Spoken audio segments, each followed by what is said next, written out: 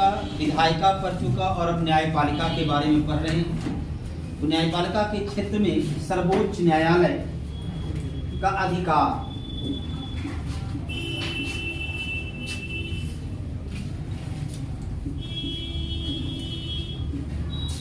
तो सर्वोच्च न्यायालय के अधिकार में पहला अधिकार जो इसका होता है उसे बोलते हैं मौलिक या प्रारंभिक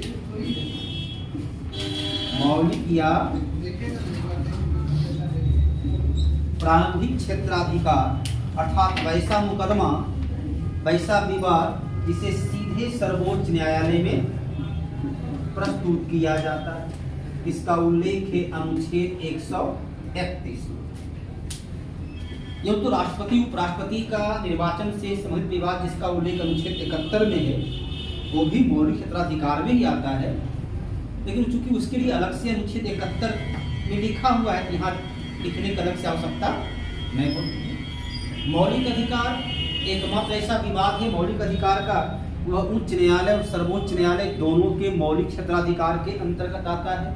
उसके लिए भी अलग से अनुच्छेद 32 का प्रयोग संविधान में पहले से ही है, इसलिए यहाँ पर उसको प्रयोग करने की आवश्यकता नहीं। तो यदि राष्ट्रपति और उपराष्ट्रपति का निर्वाचन से संबंधित विवाद हो तो वो भी अनुच्छेद 71 के आधार पर अनुच्छेद 131 का हिस्सा हो जाता है, और अनुच्छेद 32 के आधार पर मौलिक अधिकार का उल्लंघन, ये भी अनुच्छेद 131 के आधार पर मौलिक क्षेत्राधिकार का अंग बन जाता है। ये दो के अलावा दो या दो से अधिक राज्यों के बीच का विवाद हो, केंद्र शासित प्रदेश और राज्य के बीच का विवाद हो, या भारत सरकार और राज्य के बीच का विवाद हो, तो वैसा विवाद सीधे सुप्रीम कोर्ट में जाता है। इसके अलावा इसमें एक है कि नदी जल बंटवारा विवाद अपवाद है। नदी जल बंटवारा विवाद जो है संबंधित राज्य के उच्च न्यायालय में या दोनों उच्च न्यायालय की सहमति से प्रशासनिक न्यायाधिकरण ट्रिब्यूनल में चला जाएगा। तो नदी जल विवाद की जगह वह मौलिक क्षेत्राधिकार के अंतर्गत आना चाहिए, लेकिन वह अपवाद है। दूसरा होता है अपीलीय क्षेत्राधिकार।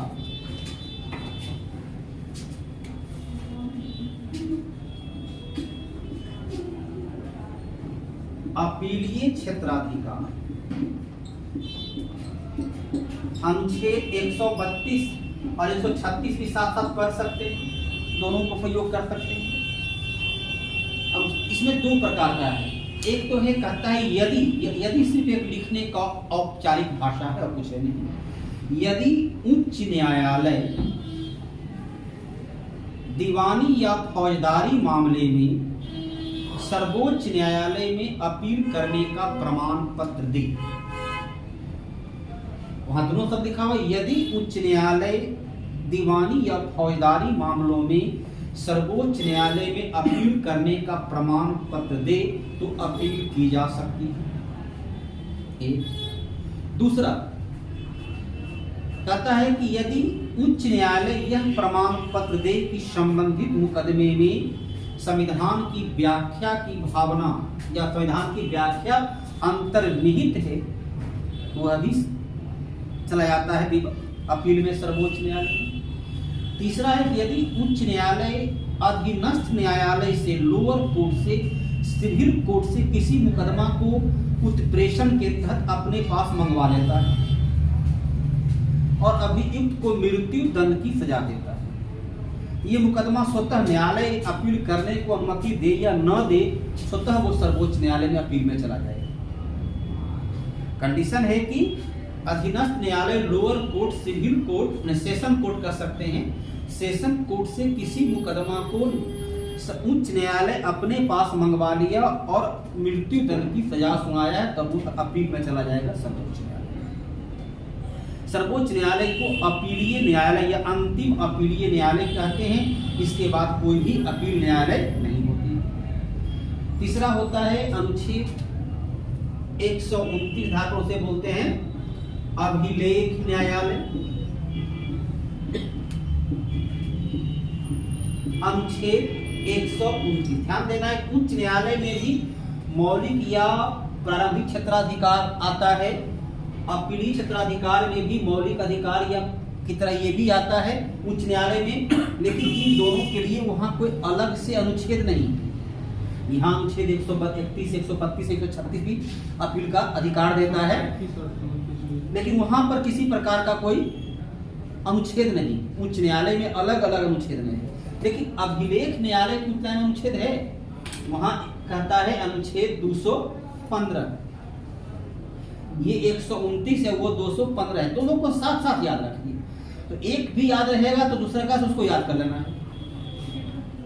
परीक्षा में दबाव में भूलने की संभावना रहती है, तो एक याद रहेगा, दूसरा अपने आप याद हो जाएगा। यदि एक भूलेगा तो कम से कम दूसरा उसको पकड़ लेंगे। दोनों का अभिलेख न्यायालय है, दोनों में के पास मौलिक या प्रारंभिक क्षेत्राधिकार है, दोनों के पास अपीलीय क्षेत्राधिकार है, लेकिन अपीलीय और प्रारंभिक के लिए उच्च न्यायालय के साथ साथ अलग अनुच्छेद का प्रयोग नहीं किया गया, लेकिन अभिलेख न्यायालय में दोनों के लिए अलग अलग, यहाँ 129 है, यहाँ 215 है।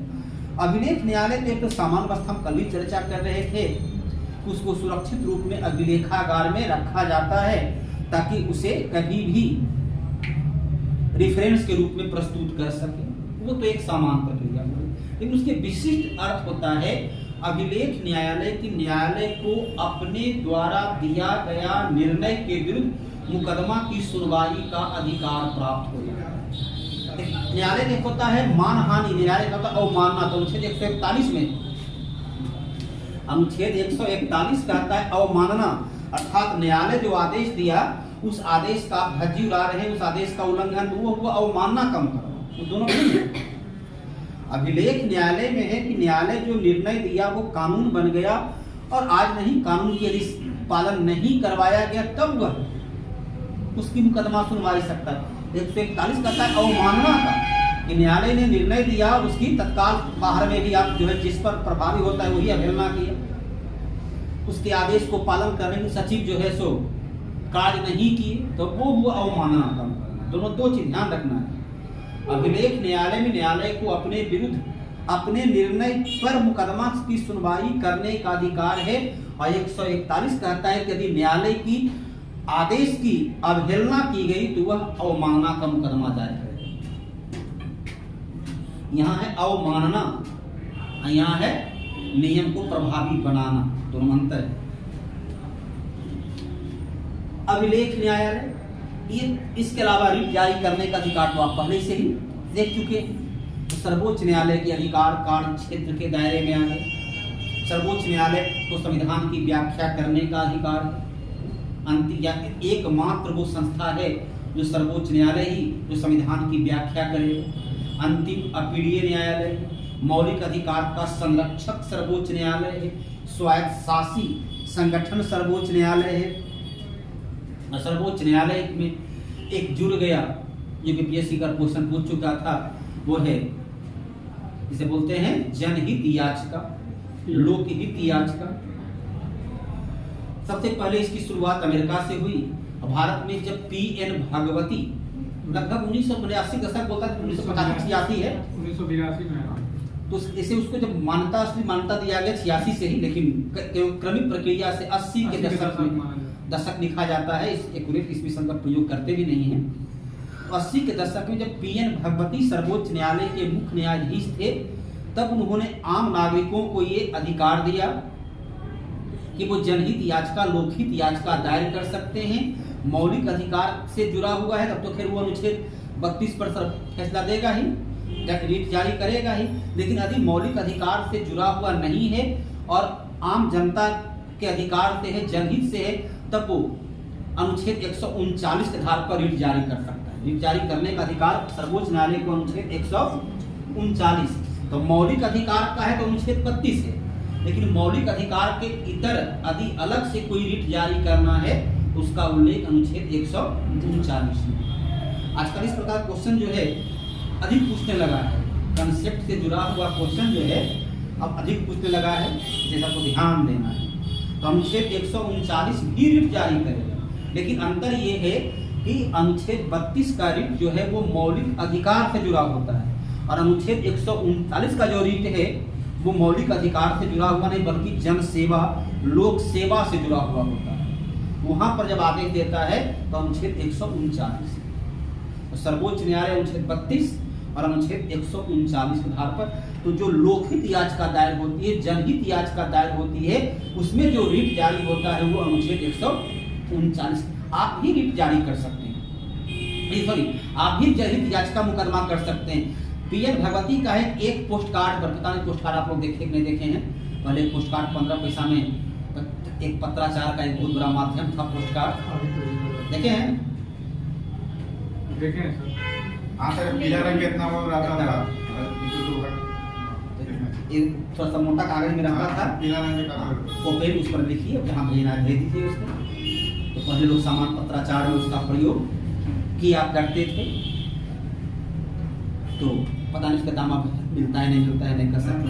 हाँ अगर टिकटॉक तो नहीं मिलता है, अब क्रिसमस में जाएगा तो कहेगा ऑनलाइन करवा दो। हाँ तो उसको बोलते उस उथाली फाफा, वो दूसरा है, बस एकदम पीला कार्ड नहीं सर, एक उस मतलब एक उस आता था वो हाँ वाला। 3 प्रकार का था, एक होता था अंतर्देशीय पत्र, हाँ वो हाँ उसको कवर करके मोड़ देते थे, वो हल्का सा आसमानी कलर का हुआ करता था, और एक हुआ था होता था लिफाफा, वो तो अभी मिलता हाँ है। वो तो लिफाफा, जनरली हाँ लिफाफा टिकट लगा हुआ पहले होता था, नहीं अब तो टिकट नहीं पहले लिफाफा डायरेक्ट पोस्ट ऑफिस से मिलता जिस पर कि हाँ। टिकट लगा ही हुआ होता था, तो 15 पैसा का पोस्ट कार्ड होता था, 50 पैसा का अंतर्देशीय पत्र होता था, और 1 रुपया का लिफाफा होता था। तो लिफाफा मतलब हुआ गोपनीय अपनी जानकारी देना है किसी को, और अंतर्देशीय है कि उसको इस प्रकार से है, यदि चाहे तो उसको ऐसे करके पढ़ सकता था ये क्या लिखा हुआ है इसमें।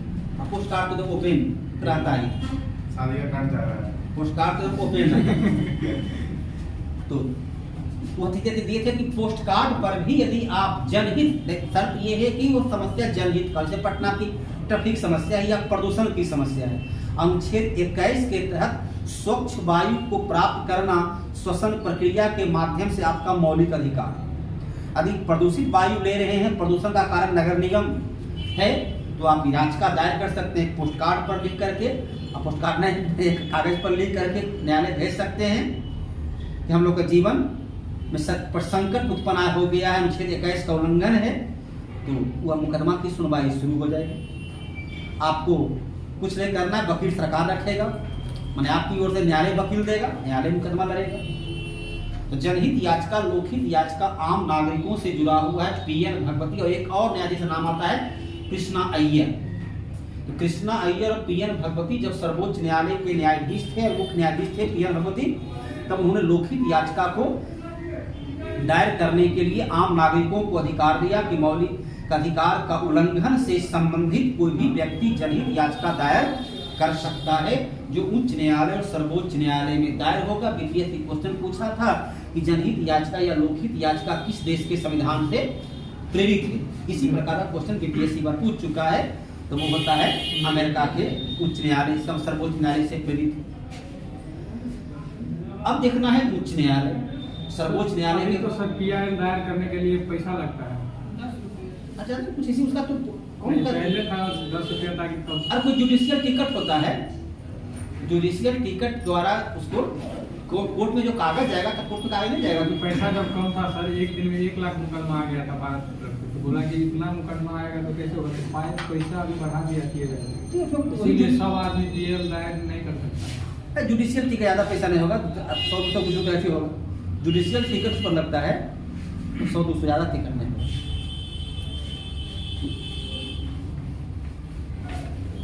जैसे कि पटना की ट्रैफिक की समस्या है, पटना की प्रदूषण की समस्या है, जल प्रबंधन की समस्या है, इससे जुड़ा हुआ लोकहित याचिका आप दायर कर सकते हैं। अगला जो है न्यायिक प्रक्रिया में वह है उच्च न्यायालय।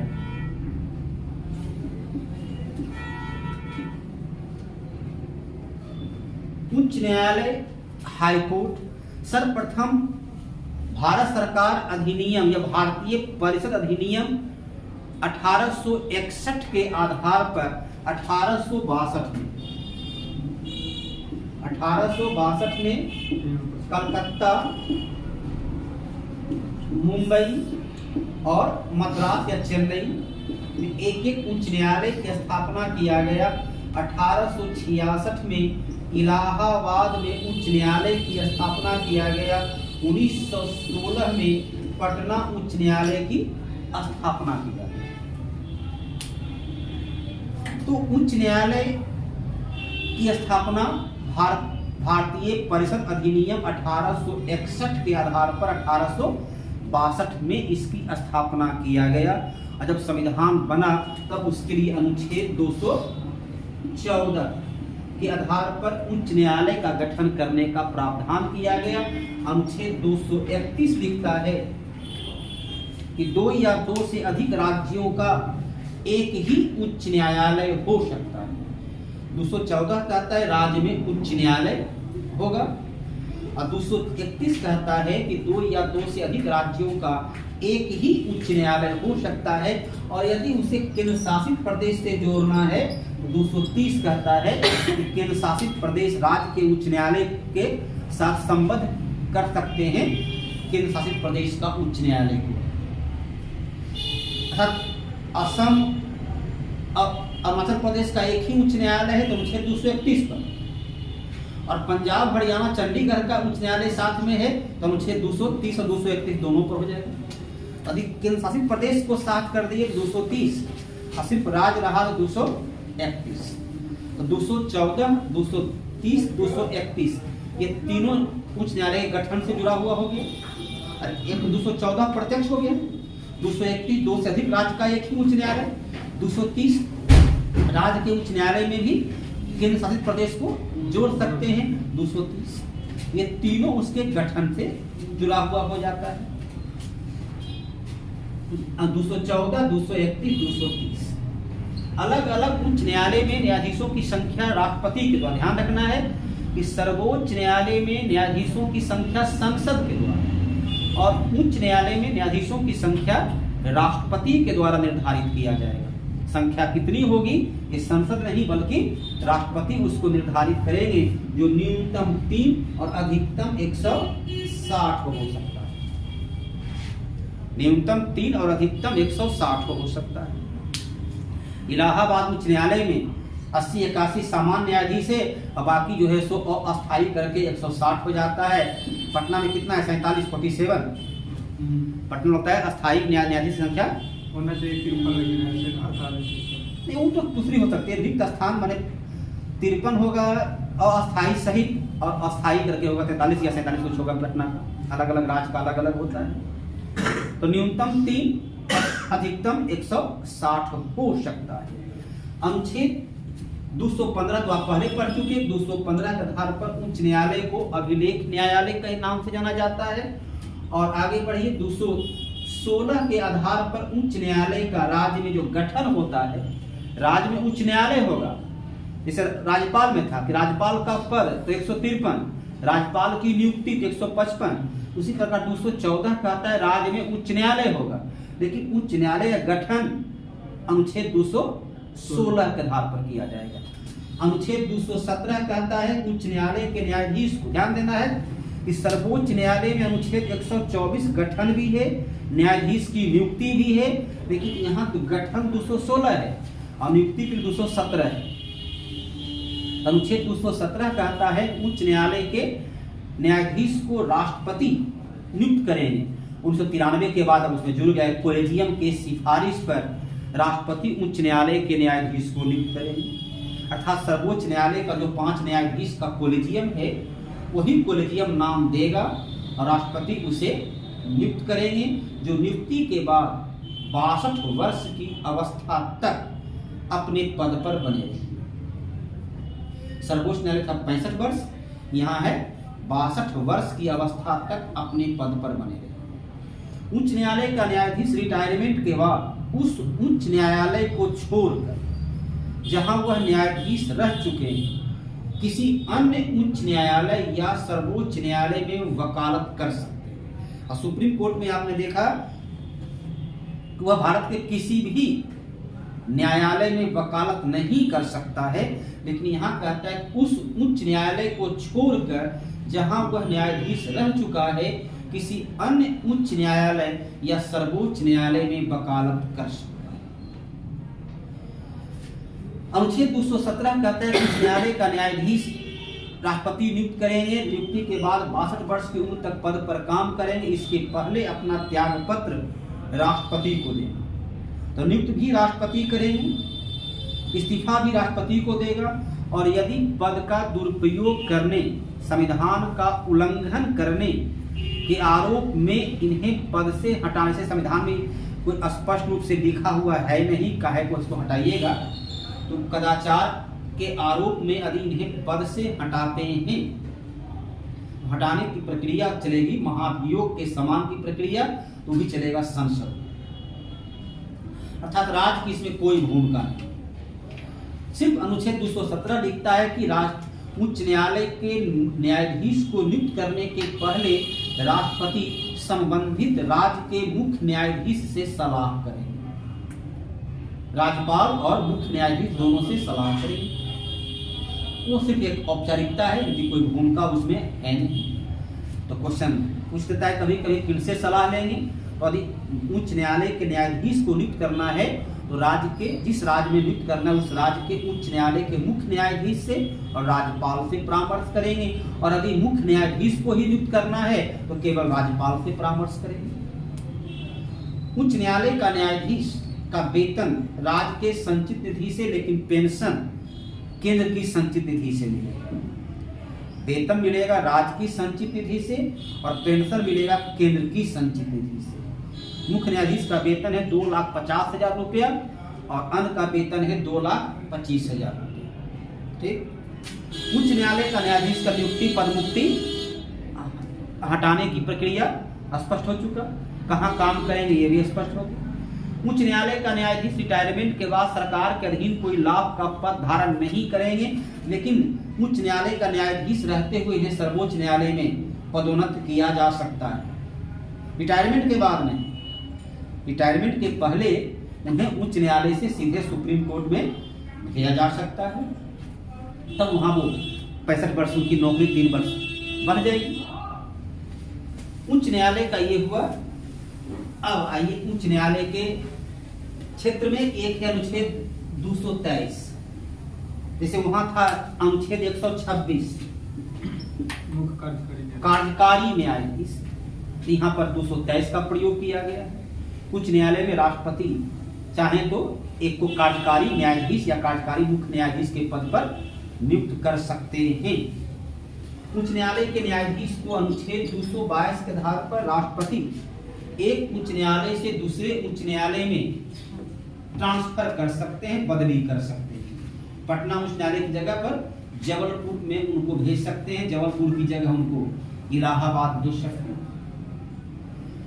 तो एक उच्च न्यायालय का बदली जो है किसी अन्य उच्च न्यायालय में की जा सकती है, और वो बदली भी राष्ट्रपति करेंगे अनुच्छेद 222 के आधार पर। तो नियुक्ति 217 और बदली 222 और 224 यहाँ भी तदर्थ न्यायाधीश कर सकते हैं।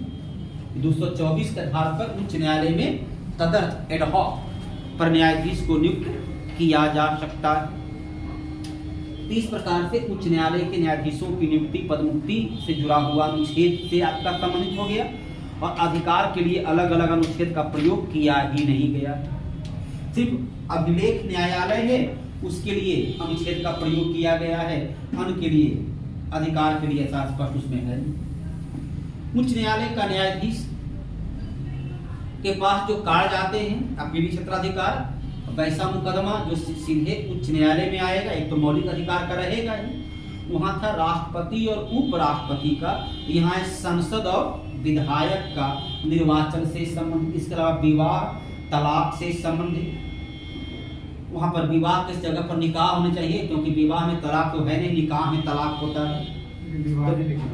हाँ लिखा रहता है विवाह है, लेकिन तलाक का जगह जो है निकाह के लिए है, विवाह में तलाक का तो शब्द है नहीं धर्म के दृष्टिकोण से।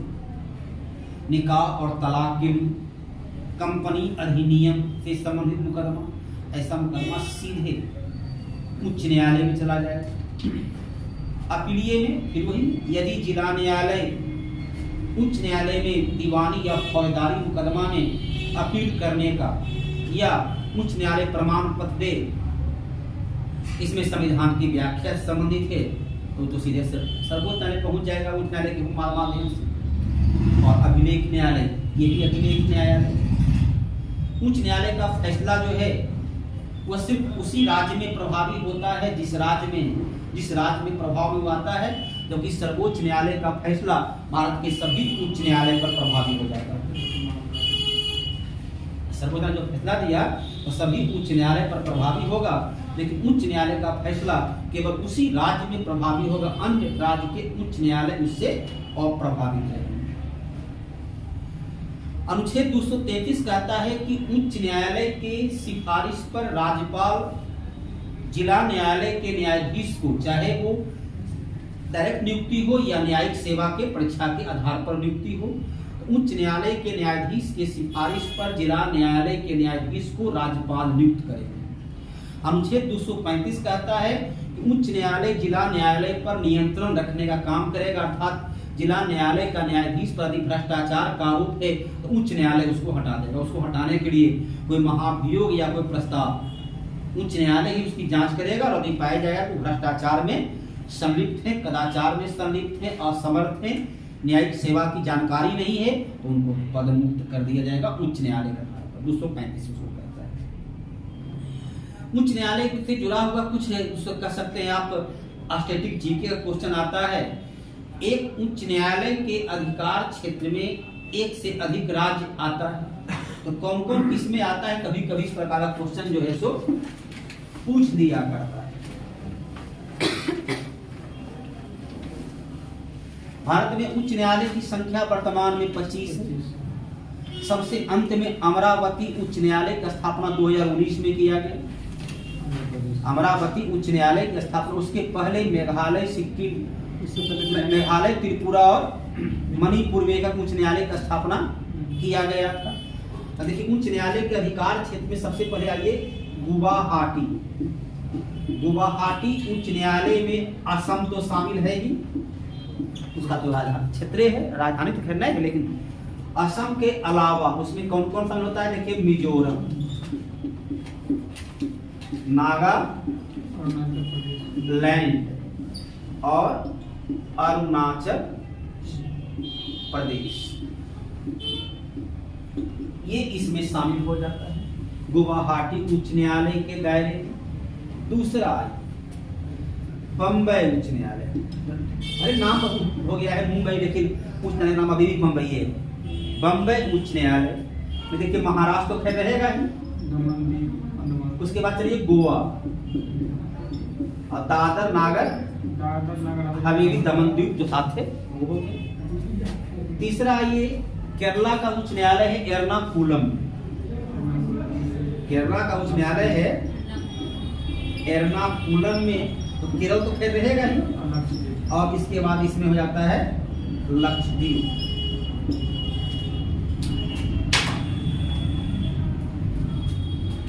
चलिए चौथा ये मद्रास उच्च न्यायालय, ऐसे बोलते हैं चेन्नई, लेकिन उच्च न्यायालय का नाम मद्रासी है।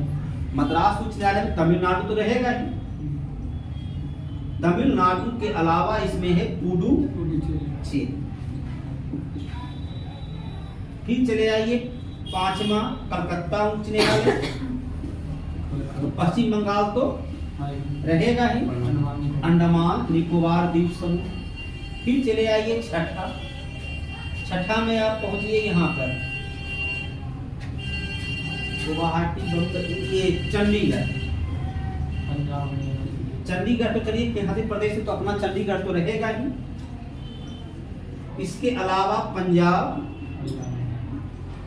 और हरियाणा, और चलिए एक और अभी जोड़ दीजिए, सातवां जो है आपका हो गया जम्मू कश्मीर उच्च न्यायालय।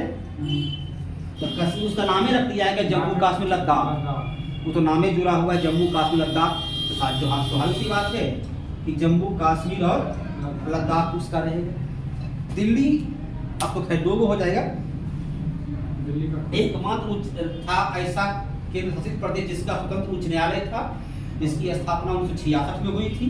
अब तो जम्मू कश्मीर और लद्दाख का भी अपना हो जाएगा। तो ये उच्च न्यायालय जिसके अधिकार में एक से अधिक राज्य या केंद्र शासित प्रदेश आता है।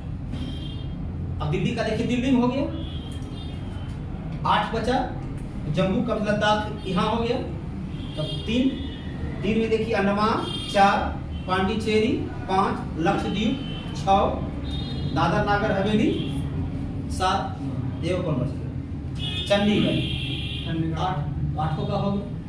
तो किसके किसके दायरे में कौन आता है, ये क्वेश्चन के रूप में पूछ दिया जाता है।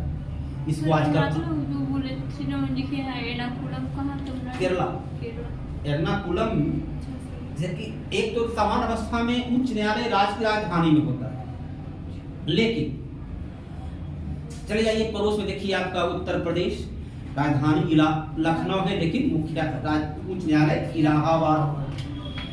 चले आइए मध्य प्रदेश, वहां तो राजधानी में उसका शाखा भी नहीं, जबलपुर और इंदौर एवं ग्वालियर में उसकी ब्रांच। एक उच्च न्यायालय का एक या एक अधिक ब्रांच शाखा हो सकता है।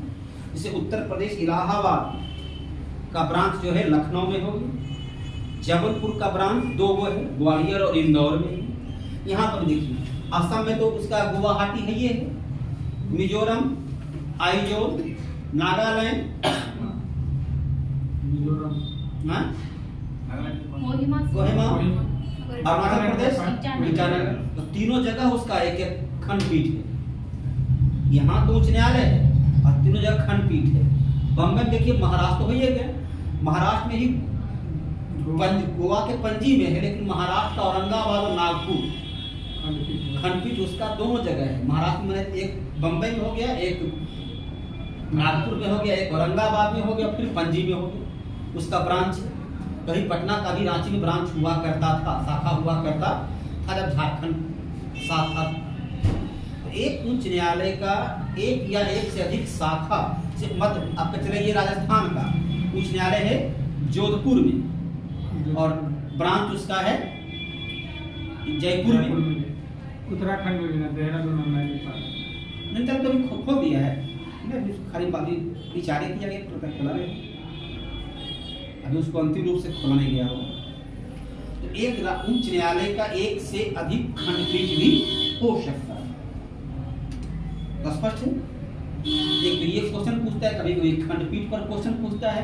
अब खंडपीठ देखिए, इलाहाबाद की जगह लखनऊ ने फैसला दिया था राम मंदिर पर, लेकिन क्या आता है इलाहाबाद को, क्योंकि तो ब्रांच है, इसलिए लखनऊ कोर्ट नहीं कहलाएगा वो इलाहाबाद कोर्ट। तो अभी भी कोर्ट का नाम इलाहाबाद ही है, राज्य का भले नाम बदल दिया गया है प्रयागराज, लेकिन अभी भी कोर्ट का नाम इलाहाबाद है, क्योंकि कोर्ट का नाम बदलने के लिए संसद में प्रस्ताव अलग से पास करना पड़ेगा। इस प्रकार से इसको याद रखना है। अगला जो है उच्च न्यायालय,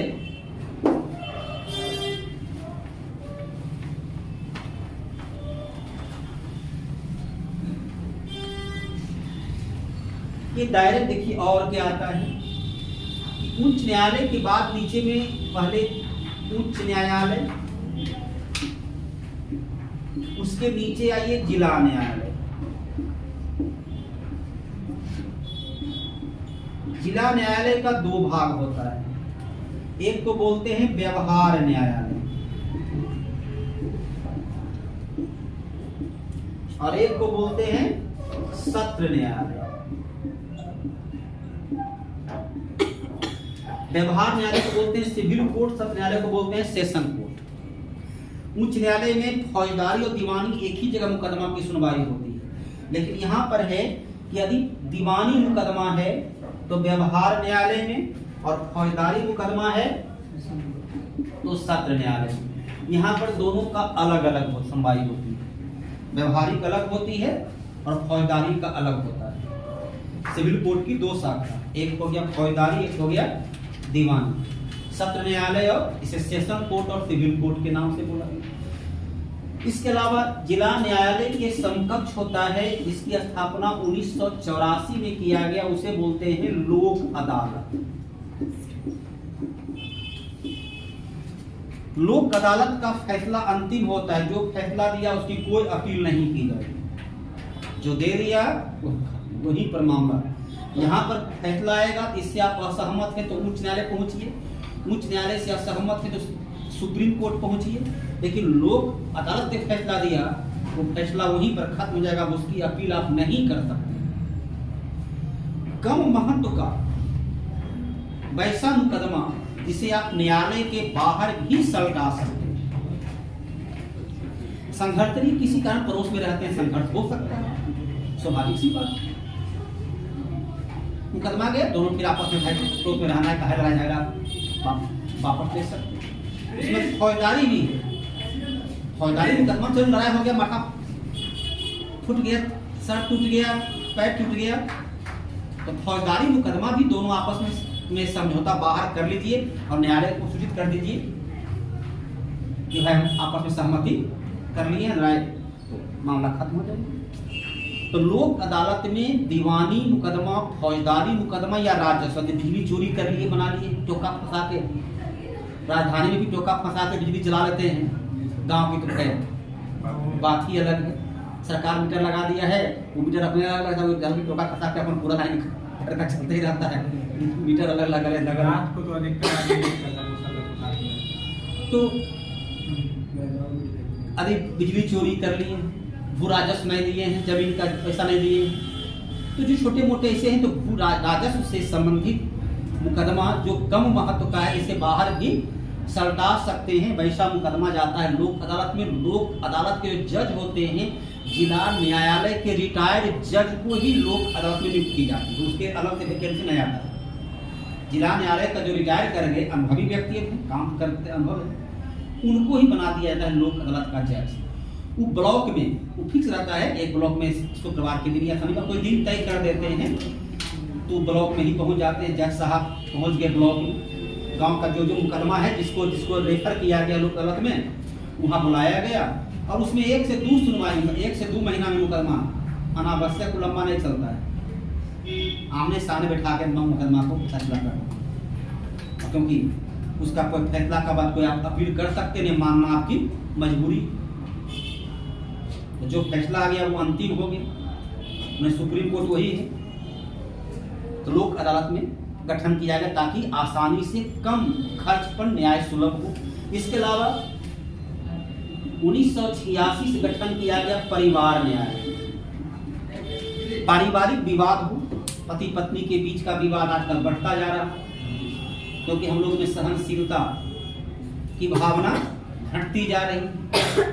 तो ऐसे विवाद का है कि वो विवाद जाएगा परिवार न्यायालय। यहाँ बिल्कुल जिला न्यायालय के बुजुर्ग न्यायाधीश को ही रखा जाता है, जिनको अनुभव यहाँ है।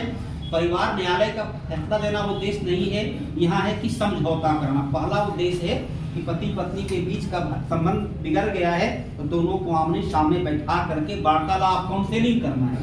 विवाद उत्पन्न हुआ तो कहाँ पे, और उसके बाद दोनों को कुछ देते हैं टास्क कि जाइए 6 महीना तक आप साथ रहिए, अब जैसे जैसे हम कहे हैं उसका पालन कीजिए, और 6 महीना के बाद अगला कोर्ट तारीख पड़ गई। अब ये दोनों डटे हुए कि हम अलग ही होंगे, तो ठीक है आगे सुनवाई, पर उसके बाद वो नहीं देते हैं। उसके बाद वो मम्मी पापा से लेकर मैंने सास ससुर से लेकर सबको बुलाते हैं, परिवार वाला सामने बैठा करके। फिर तो पहला 2 सुनवाई का उद्देश्य होता है कि दोनों की लड़ाई को आपस में सुलह करवा दिया जाए। लेकिन जब नहीं तैयार होंगे तो फिर फैसला देगा। इसलिए परिवार न्यायालय में तलाक का मुकदमा को पेश करना है और कम से कम 2 वर्ष के अंदर फैसला नहीं आए, उसका एकदम तय मिनिमम अवधि है 2 वर्ष। तो गुस्सा जाती है तो 1-2 वर्ष में शांत हो जाएगा, नहीं है शांत होगा अलग करवे करेंगे। तलाक का मुकदमा का फैसला आती है 2 वर्ष। गुस्सा तो हाई कोर्ट में दायर करते हैं। हाँ, हाई कोर्ट में दायर करते हैं, तो भी वही काम करेगा। पहला तारीख जो है 6 महीना के बाद एक बार बुलाएगा, जो अपना दोनों पक्ष सुनेगा 6 महीना के बाद, ताकि गुस्सा नदी है क्रोध में, तो गुस्सा 6 महीना में शांत हो जाएगा। जो इतना चर्चित तो है लालू प्रसाद यादव का बेटा, तो सुनाया तक हुआ कैसा लोग, वो मिनिमम है 2 साल से पहले तलाक का फैसला नहीं हो सकता है, कोर्ट का आदेश है। क्योंकि परिवार तोड़ना उद्देश्य नहीं है, परिवार को जोड़ना उद्देश्य है।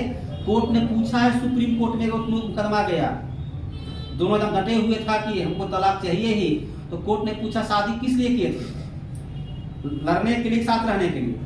जब लड़ने के लिए किए तो भाई अलग करिए रहते हैं, क्या दिक्कत है। लेकिन यदि साथ रहने के लिए किया है आपस में देखो कहाँ समस्या हो रही है। तो कोर्ट पहले तलाक का मुकदमा में कोर्ट का उद्देश्य विवाह को तोड़ना नहीं बल्कि जोड़ना है। नहीं जुड़ेगा तो क्या करेगा। तो वहां पर जो है परिवार न्यायालय अलग से बनाया गया है। तलाक का मुकदमा जैसे ही जाओगे तो सीधे कहेगा चलिए परिवार न्यायालय, मुकदमे को वहीं भेज दो। हाईकोर्टों पहुंचिएगा तो मुकदमा को वहीं भेज देगा, वहां जाइए। अब परिवार न्यायालय में कुल बुजुर्ग 60 वर्ष से ऊपर के न्यायाधीश होते हैं। उसमें कोशिश की जाती है कि महिला न्यायाधीश को भी रखा जाए ताकि दोनों पक्ष को आसानी से सुना समझा जा सके। उसी प्रकार एपीजे अब्दुल कलाम जब राष्ट्रपति थे तो उन्होंने दिया कि आम नागरिक आसानी से, तो उसमें चंद न्यायालय या मोबाइल न्यायालय का गठन 2006 में सबसे पहले हरियाणा में किया गया। कुल जिला न्यायालय के समकक्षी को घेरे चंद न्यायालय। न्यायाधीश महोदय को लिए गाड़ी बस रहता है, बस पर ही न्यायाधीश, उनका पेशकार, उनका वकील सब साथे चलता है। किसी हाँ ऐसा पटना में चलता है एकदम पूरा बस पर उनका सारा सिस्टम तैयार है। टाइपिस्ट से लेकर स्टेनोग्राफर से लेकर सब उसी पर चला। इस पंचायत में बहुत समस्या है, सीधा उनके पंचायत पहुंच गए। मुखिया सूचित किया हुआ है, चौकीदार को सूचित किया हुआ है, पुलिस वहां रहेगा, दोनों पक्षों के सामने बुलाएगा, गांव के लोग रहेंगे। माने एक प्रकार को पंचायती कर देना है। गांव के लोग रहेंगे, क्या समस्या हुई तुम बोलो जी, आज जो गांव का पड़ोस से पूछताछ वहीं पर फैसला हो।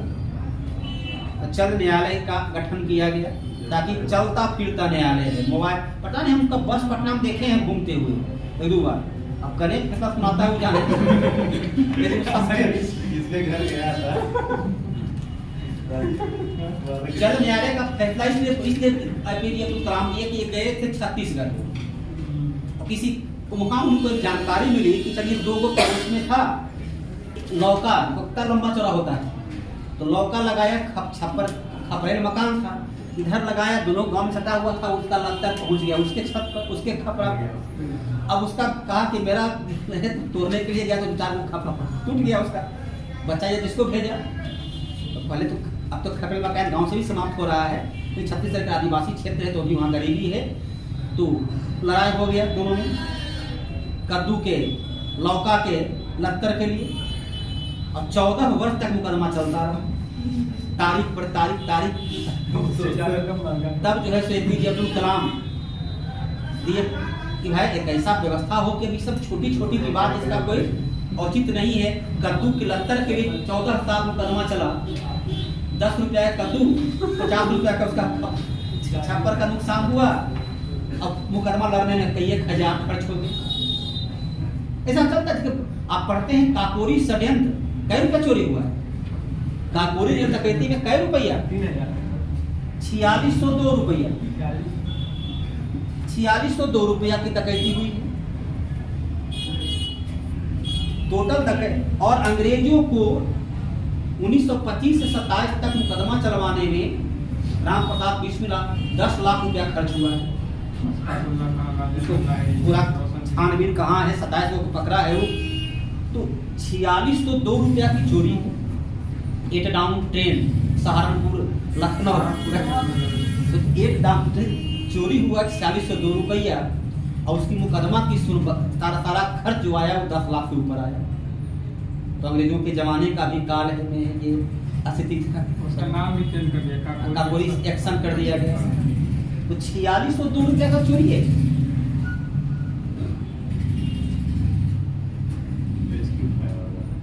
और कांग्रेस कहता है कि हम बहुत स्वतंत्रता संग्राम लड़े। कांग्रेस के उत्तर प्रदेश का जो पहला मुख्यमंत्री थे गोविंद बल्लभ पंत केस नहीं लड़े क्योंकि उनका फीस ज्यादा था, फीस नहीं दे सका। राम प्रसाद बिस्मिल्लाह अफाकुल्लाह खान अगर फीस नहीं दे पा रहा था तो मुकदमा नहीं लड़े थे वो इन लोग का कि फीस हमारा नहीं चुका पाओगे। और कहता है कि हम तो देश के लिए त्याग किए। और उसमें से एक तो ये तो इतना ज्वलंत उदाहरण है। तो 4602 रुपया के लिए 10 लाख खर्चा किया गया, तो कौन सी बड़ी बात है भाई। एक कद्दू के लिए 14 साल से अधिक मुकदमा चल गया तो कोई बड़ी बात तो है नहीं। तो उसीलिए उन्होंने दिया कि चलता फिरता न्यायालय हो जो ऐसे मुकदमे को आसानी से हल कर दें। कद्दू तोड़ा ले लो, तुम कद्दू बदले 50 रुपये लो, अरे एगो कद्दू टूट गया, दो टूट गया तो 100 रुपया ले लो। अरे खपरा टूट गया तो कि एक दिन का बहुत मजदूरी लेगा, और वही लेगा भाई। एक मजदूर 10-20 को जो उसको जोड़ देना है, और उसके लिए मुकदमा चलते रह जाता है कोर्ट में। तो इसलिए बनाएगा चल न्यायालय। और न्यायिक प्रक्रिया का सबसे नीचे होता है पंचायत न्यायालय, जिसमें जिसका सुझाव कौन दिया था? अशोक मेहता समिति ने दिया कि पंचायत न्यायालय का गठन किया जाए। और पंचायत में सरपंच, जैसे तो राजस्थान जो सरपंच के लिए 8वां पास रखा, तो मालूम हुआ कि 75% जो है महिला का सीट खाली रह गया। क्वेश्चन पूछा हुआ है राजस्थान में सरपंच के लिए 8वां पास रखा कि आदिवासी क्षेत्र में 8वां पास महिला सरपंच बनेगी, तो मालूम हुआ कि आदिवासी क्षेत्र का 75% जो महिला का रिजर्व सीट था वो खाली रह गया, क्योंकि 8वां पास महिला था ही। तो सरपंच में है उन्हें मुकदमा की सरपंच के द्वारा दिया गया फैसला वो सुप्रीम कोर्ट तक मानता है। उसके पास आप लिखित शिकायत कीजिए, विवाद है कि रास्ता का विवाद है, पानी गिरने का विवाद है, तो वैसा विवाद का सुनवाई उनको ही करना है। यदि दरोगा जी थोड़ा सा समझदार है तो ऐसा मुकदमा भी हो गया, पड़ोस के झगड़ा का मुकदमा हो गया, रास्ता का मुकदमा है, तो सरपंच को मुकदमा वही FIR करने के बाद वो गांव आता है, कहता है सरपंच साहब कहाँ है, और मुकदमा उनको देता है कि आप देखिए आपका काम है। दरोगा जी समझदार है तो वो मुकदमा FIR लिख लेगा, FIR वो सरपंच को दे देगा, आप उसका देख लीजिए। यदि किसी को गोली बंदूक नहीं चला है, तो लाठी पहना के लड़ाई है, तो वो एकदम दरोगा जी का पढ़ाई है, उसको आप वहीं पर सरपंच को हवाले कर देंगे। ईटा पत्थर चला, लेकिन बंदूक है तो है, बंदूक है तो हो गया फौजदारी मुकदमा हो गया। तो सरपंच के द्वारा दिया गया फैसला को कानून के द्वारा मान्यता दी जाती है।